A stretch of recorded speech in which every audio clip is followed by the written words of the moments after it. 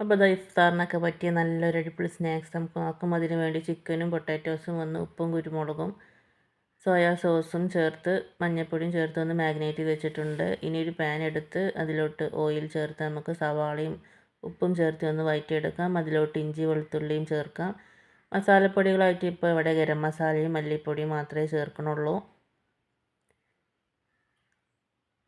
മസാലപ്പൊടികളൊക്കെ ചേർത്ത് ഒന്ന് വഴറ്റി അതിൻ്റെ പച്ച സ്മെല്ലൊക്കെ ഒന്ന് പോയതിന് ശേഷം നമുക്കൊരു ടൊമാറ്റോ ആഡ് ചെയ്യാം.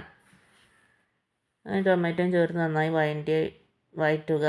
അങ്ങനെ നമ്മുടെ ഫസ്റ്റ് മസാല ഇവിടെ റെഡി ആയിട്ടുണ്ട്. ഇനി നമ്മൾ നേരത്തെ മാഗ്നേറ്റ് ചെയ്ത് വെച്ച ചിക്കനും പൊട്ടാറ്റോസൊക്കെ ഒന്ന് ഫ്രൈ ചെയ്തെടുക്കാം. അതിന് വേണ്ടി ഒരു പാൻ എടുത്ത് കുറച്ച് വെളിച്ചെണ്ണ ചേർത്ത് ആദ്യം നമുക്ക് ചിക്കൻ ഒന്ന് ഫ്രൈ ആക്കി എടുക്കാം. അത് റെഡി ആയി കഴിഞ്ഞാൽ നമുക്ക് അതേ ഓയിലോട്ട് തന്നെ പൊട്ടാറ്റോയും ചേർത്തൊന്ന് ഫ്രൈ ചെയ്തെടുക്കാം. ഇനി ഒരു ബൗളെടുത്ത് അതിലോട്ട് ഒരു മുട്ട പൊട്ടിച്ചിട്ട് നന്നായിട്ട് മിക്സ് ചെയ്ത് എടുക്കുക.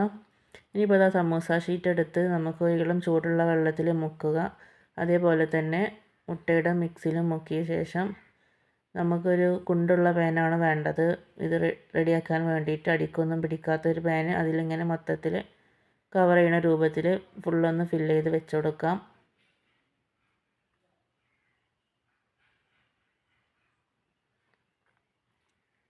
അങ്ങനെ മൊത്തത്തിലൊന്ന് അങ്ങനെ വെച്ചതിന് ശേഷം നമ്മൾ ആദ്യം റെഡിയാക്കി വെച്ച ഉള്ളി മസാല ഒന്ന് ചേർത്ത് കൊടുക്കാം. അതിൻ്റെ മുകളിലായിട്ട് ഫ്രൈ ചെയ്ത് വെച്ച ചിക്കൻ, അതിൻ്റെ മുകളിലായിട്ട് പൊട്ടാറ്റോസും ചേർക്കാം. അങ്ങനെ അതൊക്കെ ചേർത്ത് കഴിഞ്ഞാൽ നമുക്ക് മുകളിൽ കുറച്ച് ടൊമാറ്റോ സോസും മല്ലിയിലയും കൂടെ ചേർത്ത് കൊടുക്കാം.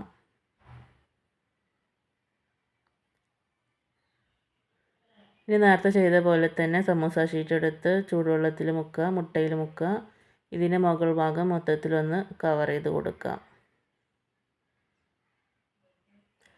എന്നാൽ മൊത്തത്തിൽ അങ്ങനെ ചെയ്തെടുത്തിട്ടുണ്ട്. ഇനി ബാക്കി വരുന്ന മുട്ടയുടെ മിക്സ് ഇതിൻ്റെ സൈഡിലൂടെ ഒക്കെ ആയിട്ടൊന്ന് സ്പ്രെഡ് ചെയ്ത് കുറച്ച് മല്ലിയിലയും ചേർത്ത് ലോ ഫ്ലെയിമിലിട്ട് നമുക്ക് ഒരു 5-6 മിനിറ്റ് വേവിക്കാം.